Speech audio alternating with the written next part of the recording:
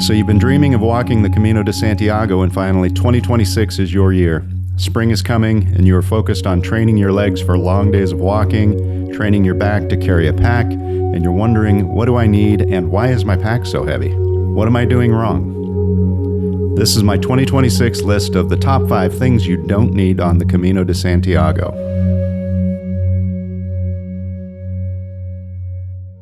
So the first thing we want to decide is, what is the definition of need?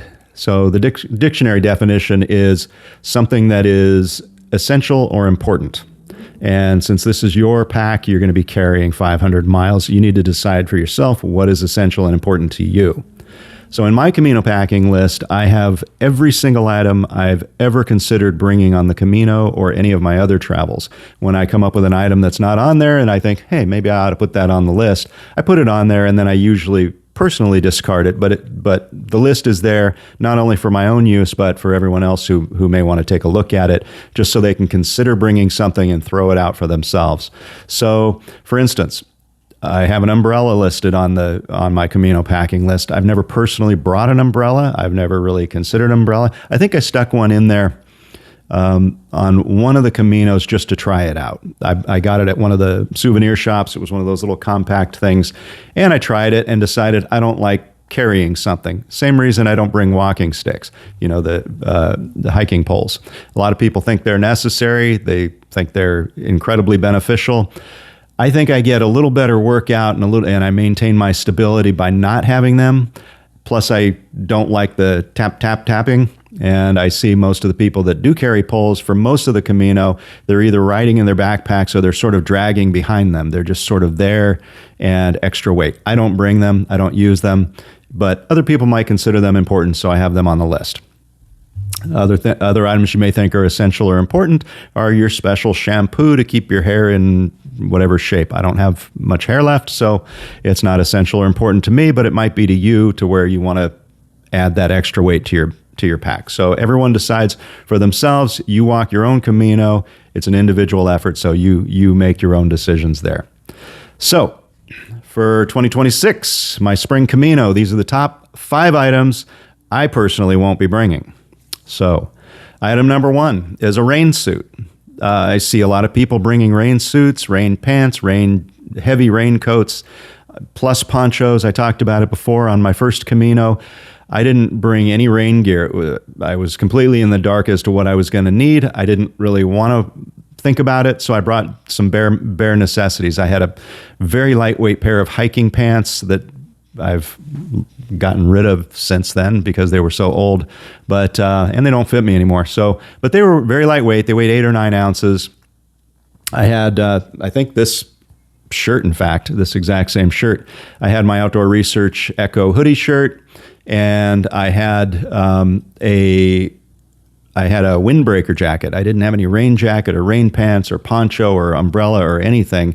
I simply got soaked to the skin on the second day because it rained nonstop. We had a nice day the first day, but it rained nonstop for the next week, pretty much. So the next morning we woke up and it was 35 degrees and it was raining. And I had my shorts and I didn't wear pants. I don't wear pants usually ever, but I had my running shorts. I had my Echo Research my Outdoor Research Echo hoodie on, and I had my windbreaker jacket. And I just moved fast and tried to burn a lot of calories. So I flew past people wearing full rain suits, all the way pants and jacket, and then poncho over that, pack covers, every possible layer, and they were so uncomfortable and moving so slowly that I just couldn't imagine wearing that. I blew past a bunch of them. One of them was a group of college kids from Texas, and I remember watching them trudging along, looking completely miserable. But I guess they were dry underneath, but probably sweating quite a bit as well, because even in 35-degree weather, when your body is moving like that, you're gonna burn calories and you're gonna sweat underneath the rain gear, and that's a reason I don't bring rain gear. I caught up to a couple of the students that were a little further ahead. They were traveling a bit lighter, and they saw that I was wearing almost nothing, and we had a conversation about that. But so I got soaked. I got a little cold after about 5 hours, but I got to Zubiri by then and just changed into some dry clothes, and it was fine. So rain suit, number one. Number two, dress clothes of any kind. You don't need dress shoes, dress pants, dress shirts, dresses. You don't need dress clothes. There's a couple of places where you might think, I'd like to dress up. So if you have something that you think might make you feel more comfortable walking around Pamplona in the evening, or Burgos or Leon, where you want to sit in a nicer restaurant, that's up to you. Maybe bring, if you have like a nice lightweight shirt with a collar on it, something like that.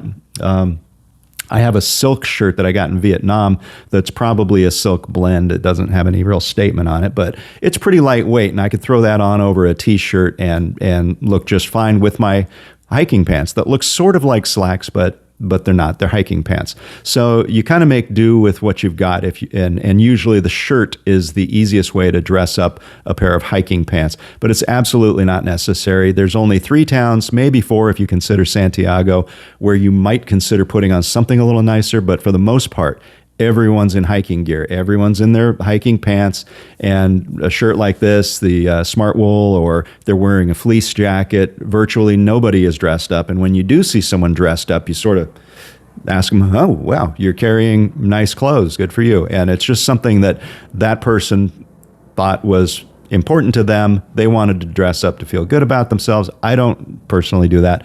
I don't really see many other people doing it. We're all walking around in flip-flops because our feet hurt.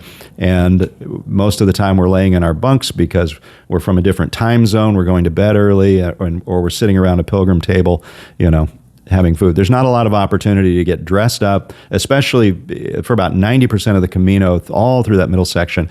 It's nothing but little villages with adobe-type structures. And if you do get to a town that's got some, a little bit nicer buildings, the restaurants is still a lot of times just some local bar where they're serving sandwiches or tortilla or reheated pizza, something like that. So dress clothes, you can just get rid of them. Any kind of evening shoes, anything but flip-flops or some kind of lightweight rubber sandal that lets your feet breathe, because you will not want to put shoes on at the end of the day.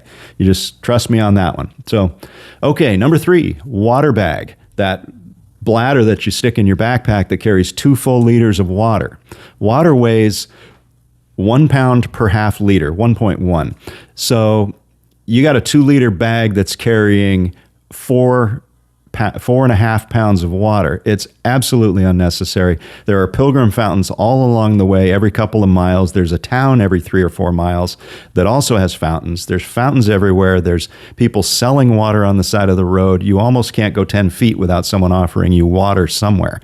There's vending machines. There's other people with bottles of water, extra bottles of water. So there's water everywhere. You don't need to carry it. We're not going through the Sahara Desert.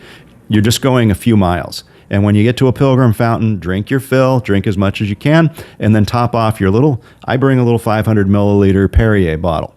Half liter, it weighs 1 pound when it's completely full. I drink as much water as I can while I'm at the fountain, and then I top off my bottle, and then I usually don't touch the bottle again. In the summertime I did, because it was 95 degrees, and I was walking all day because there was nothing else to do. So I just walked from morning until night, did 25 to 30 miles. But for the most part, you just don't need to carry that much water. So leave the water bags at home. Just get a little Perrier bottle or some kind of bottle. I just get the Perrier and I just keep refilling it. So it's the easiest way to go. Okay, number 4, laptop. Don't bring your laptop. I know a lot of people say, well, I need to journal, I need to do my editing, I need to do this or that. It's a very heavy item for what it is and for its absolute uselessness on the Camino. If you're doing a Camino for true Camino purposes, as a pilgrim, if you are a professional videographer and you absolutely need that for editing, then fine, bring it. But for the average pilgrim, you don't need it. You don't need that expensive equipment, because what are you going to do with it? You're going to keep it in the dorm. Someone's going to steal it. There's not a lot of theft on the Camino, but if you're going to put that out in front of someone, it could get taken. And if it's $1,000, That's something that would be hard to lose. For me, I don't bring anything that I can't just leave on my bed and walk away for the rest of the evening. And no one's going to touch it because there's nothing of value in there. Everything of value I have is basically my phone, my wallet, and my passport. And I keep those in a fanny pack on me at all times. It goes into the shower with me, and I hang it on the whatever hook is available, but it's always with me, and I don't have to think about what might be in my pack. Did I leave something behind? Is there money in there? There's nothing of value in my pack. If somebody walked away with my pack, I would think, I guess I'm not carrying a pack anymore. And I'd go to the store, I'd get a little grocery sack, I'd go buy some kind of souvenir sweatshirt and put that in the bag, and I would do the rest of the Camino that way. And eventually I'd get to a decathlon store, which I always do anyways, in Burgos and Leon. And I think they have one in Leon. But always the Burgos. I always make the trip to the Burgos one, and then I get the few necessities that I need. But that's the way I do it. Don't bring a laptop. It's an extra thing that needs to be charged.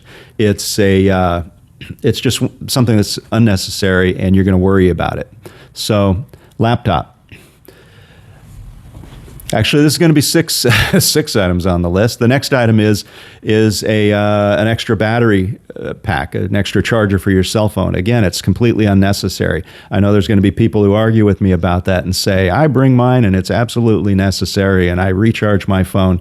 It's not necessary. You could get by without it. What's the worst thing that happens if your phone dies towards the end of the afternoon? You're probably done walking anyways.